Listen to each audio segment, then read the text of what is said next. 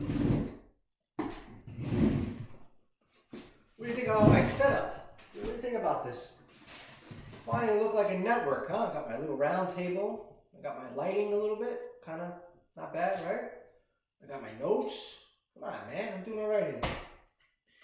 We're getting closer to what a YouTube sports network is supposed to look like. A table and a backdrop. Although, I want to get more of a backdrop here. Maybe put YouTube Sports Network, maybe put DMI Sports, maybe put the local report. You know, a few things I want to put up there.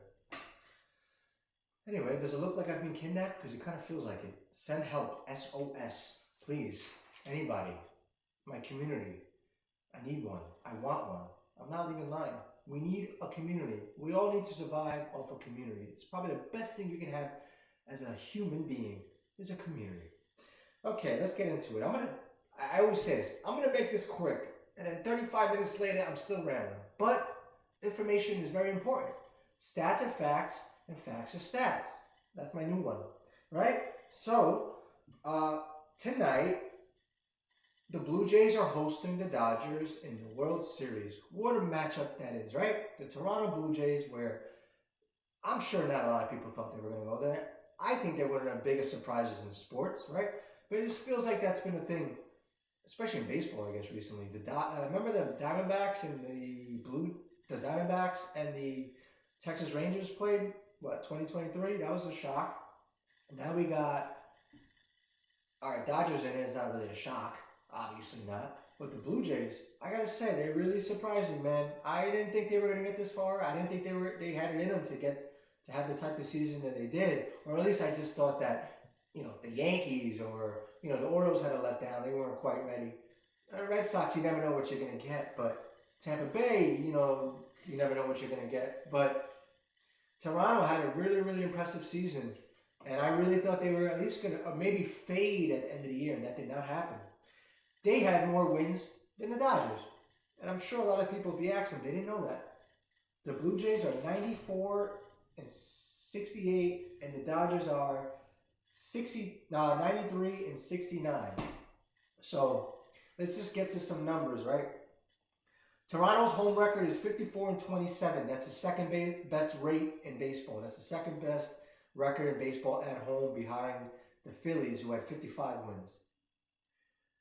The Dodgers are 52 and 29. That's tied for the third best home record in baseball, with a few other teams. On the road, Toronto is 40 and 41. The Dodgers are 41 and 40. Okay? So those are their playing old simple records. Now, I want to get into numbers. So I got to get into the numbers. There's so many numbers here. I'm hoping that I don't confuse myself and I don't confuse you guys, most importantly.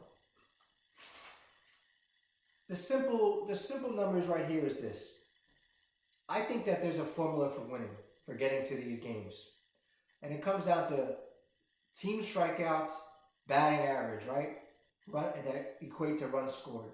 When you don't strike out much and you have a good batting average, you put the ball in play, you have a good batting average, right? You're gonna win more games than not. It seems the MO for a lot of teams that make it to the World Series, that is usually where they when you look at those stats, those metrics, they usually are in the spots like at the top of the rankings, right? Normally. For instance, Toronto's batting average was 265. That was number 1 in baseball. The Dodgers were 253. That's number 5 in baseball. Runs scored, Toronto was number 2 with 825. The Dodgers number 4. So right there, batting average high, runs scored high. On base percentage, Toronto's number 1. LA's number 5. Slugging percentage, right? This doesn't totally indicate that you're going to make it there, but for these two, LA is number 2 and Toronto is number 7. So again, top 10 right there. And then strikeouts. Toronto is number 2 overall with the fewest amount of strikeouts as a team.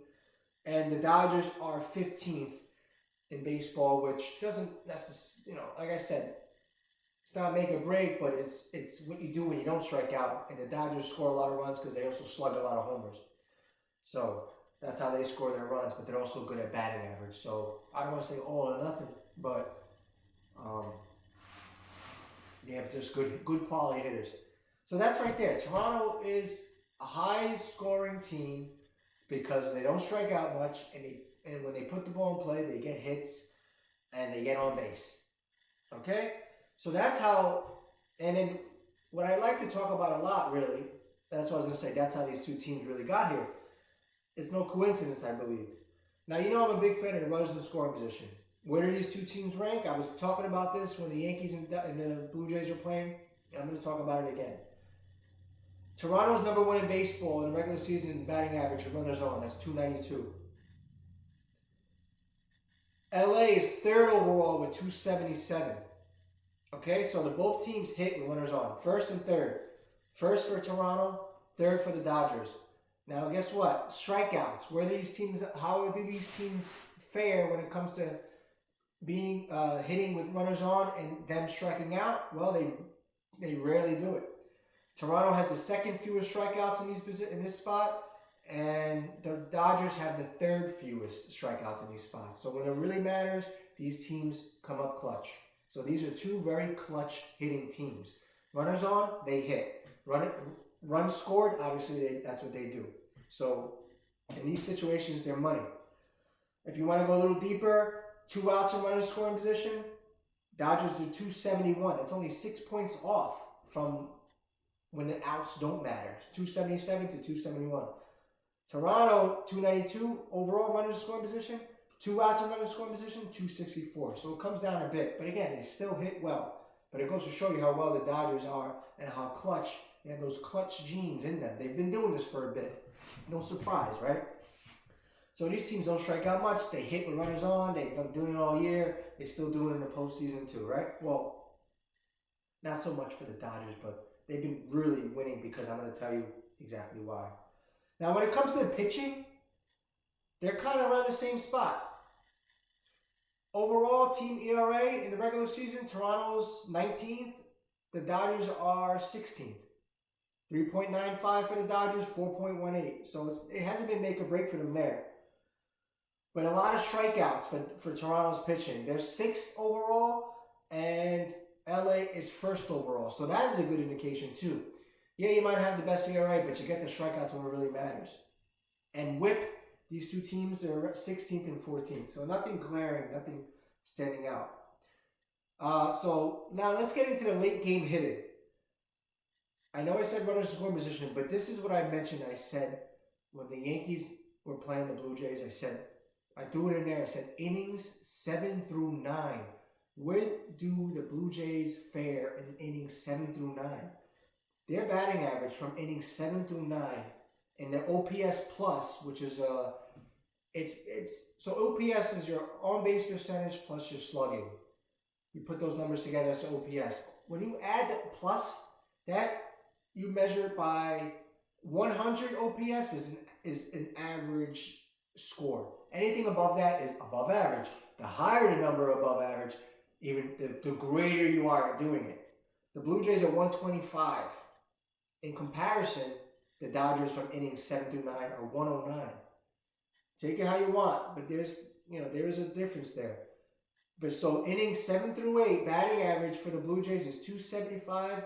Batting average for the Dodgers is 237. You can say that maybe the Dodgers normally aren't playing from behind or don't have to scrap late in games. You can say maybe their games are decided pretty early on. Or like they don't have to quite hit in those scenarios. The Dodgers, if you look at them, they're not a team that has to scrap. They're a team that slugs and a team that is going to, it feels like they dominate, right? More so than anything. So you can take that how you want, but I'm a big fan of this because this is the Blue Jays' MO. And if they've done it in the postseason, they did it in the regular season, they're doing it in the postseason. In fact, George Springer hit a 3-run shot in the 7th inning of Game 7, did he not? 7 through 9, remember. The Blue Jays score late, and they've been doing it. 275 in each spot. The Dodgers 237. Does that come into play? I'm curious. How about this? High leverage.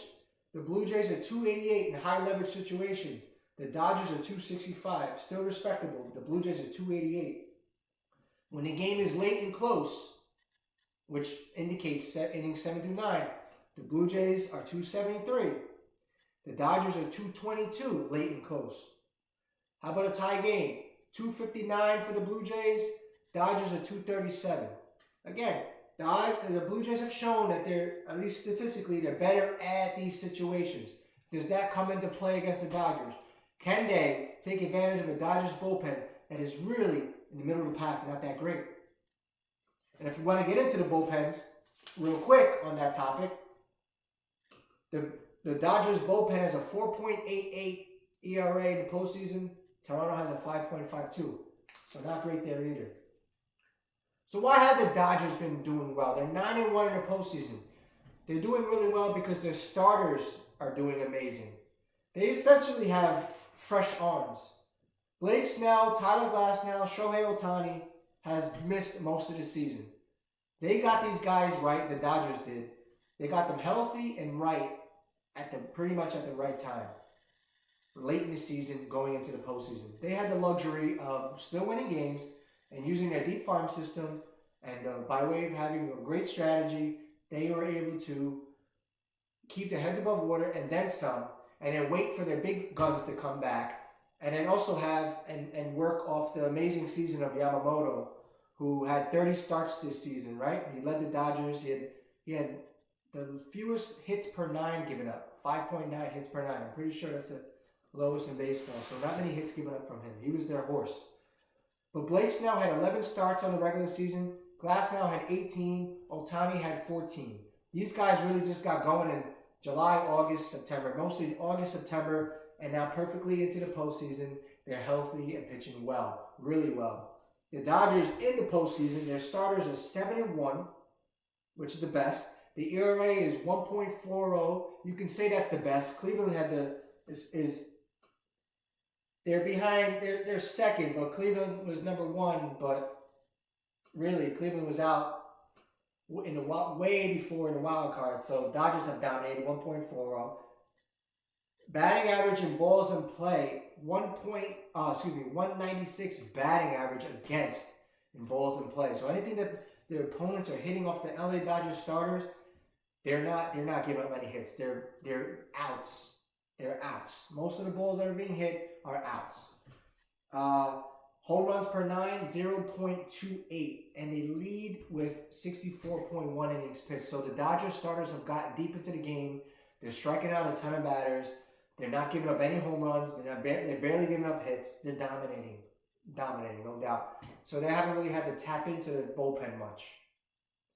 And if you want to talk about the bullpen in the regular season for the Dodgers, led all of baseball because they were mixing and matching, and they were really, Dodgers have managed the season really well. Dave Roberts managed the season really well. He used a ton of pitchers this year. So that's why they've had so many innings pitched for their arms. But ironically, it's almost like they haven't really found exactly who they want to use, although they have narrowed down their bullpen usage if they are going to do it. Roki Sasaki has been great in the postseason. He was a starter with like a near 5 ERA. They made him a bullpen arm. They turned him into a bullpen arm in the playoffs. He's been dominating, finishing games, coming into relief. Alex Vesia, who has a lot of experience under his belt. I believe he's won 2 World Series with Dodgers. He's being called upon. Blake Trinian, who's been in the league forever, it feels, 2-time World Series champion as well, I believe. Maybe 3-time. I think he might have won with the Nationals. I might be bugging out. I'm not sure. He's being used, and then Anthony Banda from time to time, lefty from the Dodgers. So it's been a lot, basically narrowed down to 4 guys. When you look at Toronto, they're a committee. They use so many different guys in a bunch of spots, and it's been working that way. That's the way they manage their bullpen. The Dodgers have been doing really well with their starters, so they haven't really tapped too much into it. And when they have, they've given up a few runs, but it hasn't cost them. Blue Jays have been winning just by playing ball, just by hitting. And in fact, this is how the Blue Jays have been winning. This is where, talking about the Dodgers pitching, let's talk about the Blue Jays hitting. Blue Jays in the postseason, number 1 in runs scored with 71. They're first in runs scored. They're first in home runs. Well, tied for the Mariners with 20. So they're first in home runs. They have the lowest K rate in baseball, in the postseason. The lowest K rate in baseball. They're striking out just about 15% of the time. Remember, in the regular season, where were they? Where were they overall? The second fewest strikeouts. So they're still doing it in the postseason. Batting average 296. They're still doing that from the regular season to the postseason. They're number one in batting average. On base percentage is number one, and their slugging percentage is number one because they're home runs, of course, right? A lot to do with that. So they're kind of doing exactly what they did in the regular season, Toronto, in the postseason. They're doing the same thing. They're scoring late. They're hitting for average. They're getting on base, which they did in the regular season. They're hitting like they did in the regular season. They're scoring a lot of runs like they did in the regular season. It's a beautiful thing if you're a Toronto Blue Jays fan to see that. They're doing it all exactly what they did then. They're hitting late. They're hitting the runners on. They're not striking out. It's a big deal. The Dodgers are doing what they were expected to do. Now they got all their starters healthy and pitching well. So you're gonna throw out they're gonna throw Yamamoto out there. Blake Snell's amazing. I mean, they're all amazing. Ohtani's healthy, doing amazing. 3 home runs and 10 Ks in one game. Obviously, he just keeps rewriting the record books or setting the record books, right? And then you have Tyler Glasnow, who's I wouldn't say he's a wild card, but extremely dominating. When he's on, he's on. So, and he's not usually off. It's just a matter of him being healthy, and they're all healthy. So the strength is the Dodgers pitching. They're hitting. I mean, their amazing pitching is being amazing. The Toronto Blue Jays hitting amazing, right? And let's not count out the Dodgers hitting when they need to, because they will come up clutch, and they do come up clutch when it matters, right? Because clearly they did in the regular season, and they haven't really had to do it so much in the postseason. They've been dominating their teams by way of pitching, but it could be just a matter of time. Do they take advantage of a Blue Jays bullpen that hasn't been very good? But it hasn't really been an issue or really stood out because it's really been just enough, just good enough. So if there are a couple stats that maybe we could look towards that might go, where's the issue? We can maybe say this. And we'll say that Toronto Blue Jays starters in the regular season gave up on average, their home runs per 9 surrendered was 1.50. That was 28th in baseball. The Dodgers were 6th in baseball in that stat, 1.08. So the Dodgers didn't give up many home runs from their starters. And now they have all healthy starters. And they're still not giving up home runs. And really not giving up any hits. So does that come into play? Now for the Dodgers, if there's one thing that might go like, what happens there? Is there something about the Dodgers' weakness? Well, you can look at their walks per 9, where the Blue Jays gave up a lot of home runs in the regular season from their starters. This Dodgers starting pitching was 27th overall, and walks per 9 was 3.38. Toronto was 2.74. That was 9th best in baseball. So 27th in baseball from their starters and walks, giving 27th most walks. Toronto was top 10 with walks. So maybe that factors in.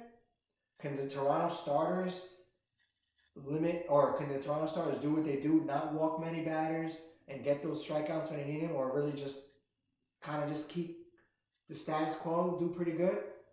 Can the Blue Jays hitters maybe work a few walks here and there and do what they do best, not strike out and put the ball in play? It's like the strength of the Dodgers pitching, the strength of the Blue Jays hitting, but then you say, well, obviously the Dodgers can hit too. Yeah, they can hit. They haven't really been quite hitting, but I think they're batting 256 in the postseason, which is actually second best in the postseason behind the Blue Jays. So you can't say they're not hitting. They just haven't really had to hit much, it seems, because all the pitching has been doing the work. So then I look to see, have these teams met? They have met. They met in August 8th, 9th, and 10th in Toronto. Dodgers won 2 out of 3, and they outscored the Blue Jays 18-7. Blake Snell pitched 5 innings. He got 10 strikeouts, no earned runs, only 3 hits allowed. 3 walks, but still, they know how to pitch around it. They get the strikeouts. Glasnow pitched 5.2 innings pitched, 2 runs, 4 hits, 4 walks, 8 strikeouts. So he was able to navigate. Kershaw also pitched really good in that series. I didn't mention him, forgive me, Kershaw, but I don't think you're probably not going to be called upon in this series to start, even though you are on the postseason roster, along with Bo Bichette. Both of you guys are now for your respective teams. Bo Bichette is playing, which is big for the Blue Jays, just to have him there, for sure. So, if you want to reference, if they played before Glasnow and Snell, but that was, later in the season, they were getting right and they pitched well against him. Does that happen we can look for that as well.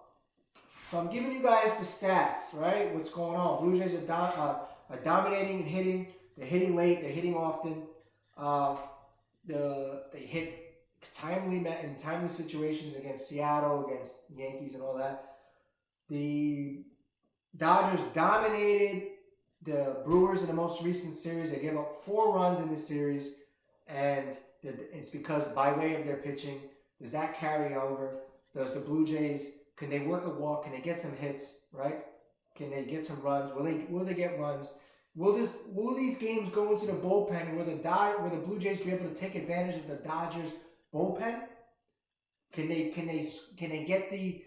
work the counts? Can they work these Dodger starters enough where they can get them out early and then get into the bullpen and then take advantage of them there?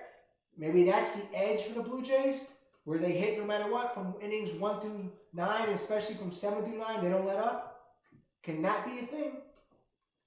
Do the Dodgers take advantage of the Blue Jays and the fact that they give up a good amount of home runs? At least their starters do. Do they take advantage of that and they just smack them early and they smack them often? Can that be a thing where they just play their game? They start hitting homers. This series really has the makings of a really good series, because it really, offensively, you see where they rank. They're very similar. Again, second in runs scored for Toronto, fourth in runs scored for LA. Batting average, first for Toronto, fifth for the Dodgers. So, and on base percentage, first for the Toronto, fifth for the Dodgers. So, very, very good. And, it seems like it's going to be a really, really good series. It's pretty even across the board. Some way or another, you do have your stats that do stand out, like the pitching, starting pitching. But that's what the Dodgers are really built off. They have that payroll for a reason. You're able to sign Glasnow and Snell and Yamamoto and Ohtani for all the millions and millions and millions and millions of dollars that you have. So that's where they should ideally have these amazing stats, because that's what these guys are getting paid to do, and they're doing it. The Blue Jays is such a great story because they're scrappy, and those scrappy teams are really dangerous. They're going to run out Kevin Gausman as their starter, who's their best starter, right? I mean, Jose Barrios, we haven't even mentioned. I haven't seen him. Trey Yestovich is a rookie who's pitching really well. He gets to start tonight. He doesn't give up any home runs, so let's see what he does. Does Ohtani take his splitter over the wall? We'll never know. We might know tonight. We might see that tonight. But they're throwing out Yestovich. Chris Bassett is there. Max Scherzer is getting a start. He's turning back the clock, as they say. He used to pitch for the Dodgers here and there. He's pretty good. Or for that one season, right? I think a couple seasons, one season. So they're just doing it by being just a complete baseball team. The scrappy Blue Jays, and those scrappy teams are dangerous. So this series, I gave you all these numbers, and we can revisit them after this game and see how it goes. I'll probably tune in because I want to see how all these numbers stack up. But do the home teams win all the? I wonder if the home team wins their game. Does every team that's at home, do they win? Is that where the edge lies? We see how good these teams are at home. Does the team that steal a road game here and there, do they win the series? We'll see how this goes, but this has the makings of a really good series. It's the first World Series appearance for the Blue Jays since 1993, right? They won back-to-back. Is that 92, 93? Joe Carter, at 40 years old, helped the Blue Jays win the World Series. I love those stats when you look back and go, holy shit, 40-year-old Joe Carter. I love looking at those rosters. You're like, oh, crap. Damn, they had that 1 or 2 years from a veteran that just dominated. I love it. And then the Dodgers, obviously, this is their thing, going to the World Series now. They're back to being that, clearly. 2020, they won. They beat Tampa, right? 2024, last year they beat the Yankees, right? How they do it? Late game action, too. That late game magic. So this has the makings of a fun series. I would not be surprised if this goes to 7 games. I would not be surprised, because how the scrappiness of the Blue Jays and the Dodgers can dominate, sure, but they haven't been pulling away. The Dodgers, not like it's a 100-win Dodgers team; it's a 93-win Dodgers team. But you're getting glimpses of the greatness because of them. They're a very consistent team, the Dodgers. And now they got their amazing starters, their top-notch starters, all pitching well and healthy. So they had that benefit. So we'll see what goes on. Those are the numbers.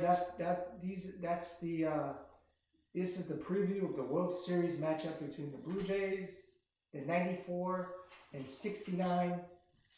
Oh, now I'm trying to be smart. The 94 and 68 Toronto Blue Jays against the 93 and 69 LA Dodgers. The 7-4 record the Blue Jays have in the postseason against a 9-1 record of the LA Dodgers. So what gives? Let's see how this goes. All right, guys, and gals, enjoy the game. Thank you for listening. This is the YouTube Sports Network. Like I said, I give you the numbers, man. I give you the numbers. You can follow them because I'm trying to follow them, right? You can follow them and you can really understand it and pick up what I'm putting down, man. It's there. So thanks for listening. You can like, you can share, you can comment, please. Most important, like I said, just give it a nice little listen. All right, talk soon. Enjoy the game.